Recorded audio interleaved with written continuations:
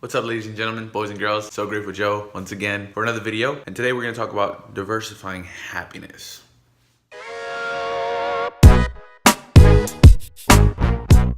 So diversifying happiness, we'll get into that in just a second. First of all, let's see what time it is. It is 5:14 a.m. and we're up early. Been up since 4:30. One thing I want to mention is discipline equals freedom. War is bad. Discipline equals freedom is the tagline of this guy that I follow named Jocko Willink. For those of you who don't know who Jocko Willink is, go look him up. Tell me if I didn't sound like him right there. I know I can do a really good impersonation of him, but anyways, it's somebody that I definitely admire, and he talks about discipline equals freedom, but that's one that we'll save for the next episode. Going back to what we were saying today, we're going to talk about diversifying happiness. Now, I mentioned this in a previous video. So what exactly does it mean to diversify your happiness? Well, a lot of people know, which some of you might not, is that you need to diverse your money, right? You need to have your money in different areas. You wouldn't put all your eggs in one basket. You wouldn't do that with your money. Then why do you do that with your happiness? Why do you rely on one source? Don't just get it from one source. You need to diversify your happiness. Now, what are some ways that you can do that? To give you a little bit of an idea, some of the things that I practice is I find happiness from multiple sources. I find it from, the inner self, and find it from the outer self, so the internal and external world. One of the ways that you cultivate it, that internal happiness, is getting along with yourself. One of the most important, actually,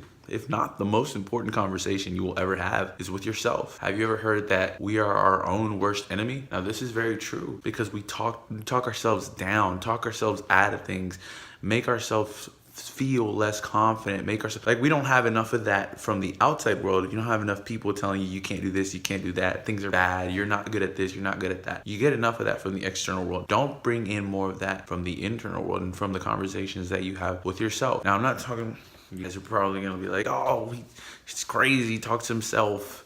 We've all done that before. We've all had conversations in our own head, or I guess not conversations, but thoughts go through our head. That's internal, that's self-talk. You're talking to yourself. You're putting that into your subconscious mind, that part of you that isn't conscious, that part of you that's kind of at a higher level that you have to kind of tap into. That subconscious, it's not on the surface level. It's what you constantly tell yourself, what you constantly ingrain in your head and put into your head. That's what eventually becomes, your subconscious, and what you start to believe truly, and what kind of dictates your motives and your actions. It's very subtle. It won't come like that. You'll slowly steep yourself in the wrong direction or in the right direction. Right? It could work either way depending on how you talk to yourself. So that's one way you do it. So with the inner self, the external happiness as well can come from social circles. As I mentioned in the last video, with the groups of friends that I have. For the first time last Wednesday, I put most of them together, but usually I have them separate, and not for, because I just simply want to keep them away from each other. And first of all, it's hard logistically to coordinate them all together, but it happens when, I'm sure you've experienced this before, where one group of friends or one friend is super busy and has no time for whatever reason.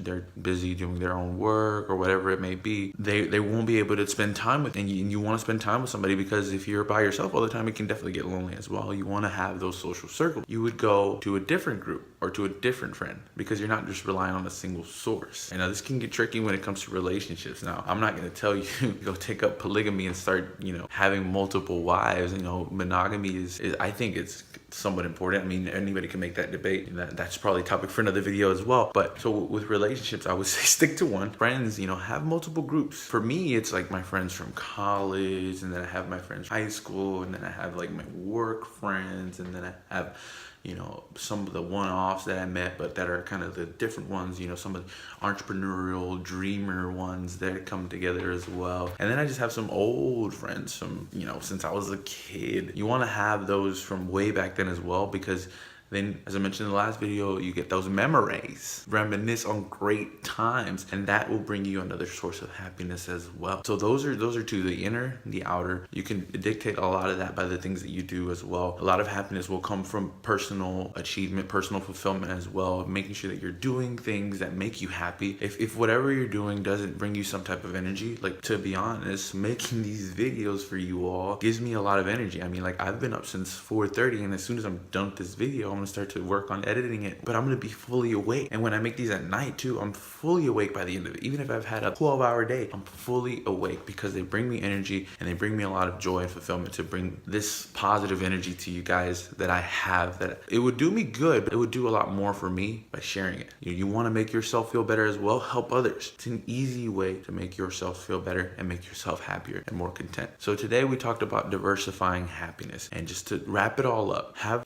different sources of happiness, different groups of friends. Make sure the conversation that you're having with yourself as well is a good conversation. Make sure you're not bringing yourself down. And then lastly, make sure you're doing these activities that bring you that fulfillment and that sense of achievement that we all need, that give you that energy. If you do that, you would do a very good job of diversifying your happiness. And this isn't the last list of, this is how we do it. No. Life isn't that black and white. I'm just giving you some suggestions of some things that have worked for me and that have helped. And if you have some things as well, bring them on over to me. I'm a student of life. I'm always willing to learn, always willing to incorporate things into my routine, into my structure to make myself better, so we can get better together. As usual, like, comment, share, subscribe. Make sure you're following me on social media. I've been getting a lot of buzz lately. This last video got like 6,000 views, and I'm so grateful. So thankful for you all who watched it and tuned in, who are subscribing. Thank you so much, and who are following me on social media and Twitter. I really appreciate you guys. Make sure you're leaving comments. Make sure you're letting me know what you're talking about. I'll try to give shout outs to people and help people out that way as well. I really appreciate it, you guys.